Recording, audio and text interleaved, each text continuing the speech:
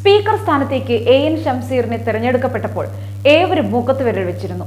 നിഷ്പക്ഷമായി നിയമസഭയെ കൈകാര്യം ചെയ്യുന്നതിൽ ഷംസീർ എത്രത്തോളം അനുയോജ്യനാവും എന്ന ആശങ്ക പലരും പങ്കുവച്ചിരുന്നു. എന്നാൽ ഭരണപക്ഷത്തെ അസ്വസ്ഥമാക്കുന്ന സ്പീക്കറുടെ നിലപാടിനാണ് കഴിഞ്ഞ ദിവസം നിയമസഭ സാക്ഷ്യം വഹിച്ചത്.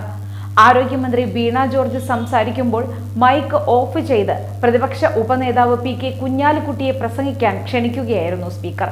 പ്രതിപക്ഷ നേതാവിന് മറുപടി നൽകാൻ മന്ത്രി വീണ ജോർജിന് മൂന്നാമതും അവസരം നൽകാത്തതിൽ CPM-ന് സ്പീക്കറോട് അതൃപ്തിയുണ്ട്. സ്ത്രീകൾക്കും കുട്ടികൾക്കുമെതിരായ അക്രമങ്ങളിൽ സർക്കാരിനെയും മന്ത്രി വീണ ജോർജിനെയും വിമർശിച്ച് പ്രതിപക്ഷ നേതാവ് VD സതീശൻ ആഞ്ഞടിച്ചിരുന്നു. കോഴിക്കോട് മെഡിക്കൽ കോളേജ് ആശുപത്രിയിൽ രോഗിയെ പീഡിപ്പിച്ച സംഭവത്തിൽ ഇരയ്ക്കൊപ്പം നിന്ന നഴ്സിനെ ആരോഗ്യമന്ത്രി ഇടുക്കിയിലേക്ക് സ്ഥലം മാറ്റിയെന്നും പ്രതിപക്ഷ നേതാവ് കുറ്റപ്പെടുത്തി. ഉപക്ഷേപ നോട്ടീസിന് 2 വട്ടം മറുപടി നൽകിയ മന്ത്രി വീണ ജോർജ് പ്രതിപക്ഷ വാക്കൌട്ടിന് ശേഷം വീണ്ടും സംസാരിക്കാൻ എഴുന്നേറ്റത് സ്പീക്കർ എൻ ഷംസീർ പൂർണ്ണമായി അനുവദിച്ചില്ല. ഇതു കാരണം ചർച്ചകളിൽ പ്രതിപക്ഷത്തിന് മുൻതൂക്കം കിട്ടിയെന്നാണ് ആരോപണം. പെട്ടെന്ന് മറുപടി പറയാൻ സ്പീക്കർ മന്ത്രിയോട് ആവശ്യപ്പെട്ടു. മന്ത്രിയുടെ മറുപടി നീണ്ടതോടെ സ്പീക്കർ പ്രതിപക്ഷ ഉപനേതാവ് പി.കെ. കുഞ്ഞാലിക്കുട്ടിയെ പ്രസംഗിക്കാൻ ക്ഷണിച്ച് മന്ത്രിയുടെ മൈക്ക് ഓഫ് ചെയ്തു.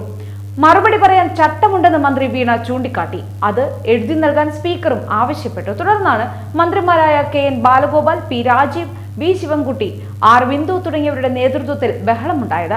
പിന്നീട് പ്രതിപക്ഷ കക്ഷി നേതാക്കളുടെ പ്രസംഗത്തിനു ശേഷം മന്ത്രിക്ക് വീണ്ടും പ്രസംഗിക്കാൻ അവസരം നൽകുകയും ചെയ്തു. സംസ്ഥാനത്തെ റോഡുകളുടെ ശോചനീയാവസ്ഥ സംബന്ധിച്ച അടിയന്തര പ്രമേയത്തിന് അനുമതി തേടി പ്രതിപക്ഷത്തിന്റെ നോട്ടീസ് അവതരണത്തിനിടെ നിയമസഭയിൽ മന്ത്രി MB രാജേഷിന്റെ അഭിപ്രായം തിരുത്തിയ സ്പീക്കറുടെ നടപടിയും ചർച്ചയായിരുന്നു. അന്ന് നോട്ടീസ് അവതരിപ്പിക്കാൻ നജീബ് കാന്തപുരം MLA-ക്ക് ചെയർ അനുവദിച്ച സമയത്തെ ചൊല്ലിയുള്ള മന്ത്രിയുടെ പരാതിയിലാണ് എൻ ഷംസീറിന്റെ തിരുത്തുണ്ടായത്. സമയം അനുവദിക്കുന്നതിൽ പ്രതിപക്ഷ MLA-യോട് കാണിക്കുന്ന ഉദാരത മന്ത്രിമാരോടും വേണമെന്നായിരുന്നു MB രാജേഷിന്റെ ആവശ്യം. ഇതിലാണ് സ്പീക്കർ വ്യക്തത വരുത്തിയത്. തന്റെ നിയോജക മണ്ഡലത്തിലെ പട്ടാമ്പി റോഡിൽ ഒരു ഗർഭിണി വീണ് പരിക്കേറ്റതിനെ തുടർന്ന് ഗർഭഛിദ്രം സംഭവിച്ചു എന്നും ഈ കൊലക്കുറ്റത്തിന് ആരുടെ പേരിലാണ് കേസെടുക്കുകയെന്നും നജീബ് കാന്തപുരം ചോദിച്ചിരുന്നു.